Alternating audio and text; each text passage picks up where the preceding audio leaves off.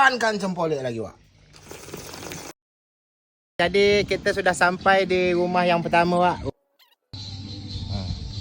Ini rumah yang kedua, Wak. Ini rumah yang ketiga, Wak. Ini rumah yang keempat, Wak.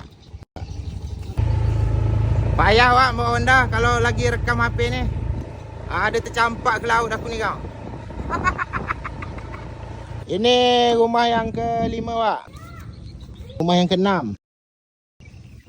Wak, kita angkut lagi, Wak. Ini rumah yang ketujuh, Wak. Ini yang ke-8, Wak. Jadi, Wak, ini rumah yang ke-9, Wak. Ini yang ke-10, Wak. Ini tengoklah, Wak, keadaan rumah dia. Terima kasih, bro.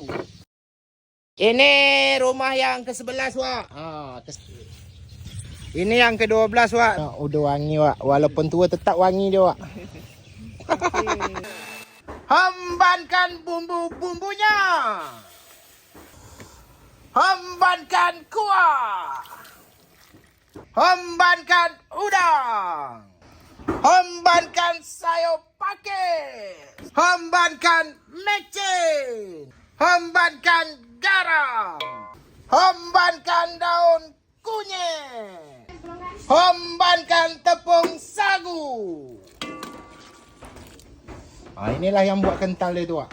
Kacau-kacau terus, Wak. Kita gas mandi dulu, Wak. Persiapan untuk buka puasa, Wak. Bismillah. Dan di sini kita tengok cempolek kita sudah masak. Gila. Menyala, Wak. Hambankan cempolek lagi, Wak. Jadi ini aja, Wak, menu-menu kita buka. Ada ini air nio, Wak. Bismillah.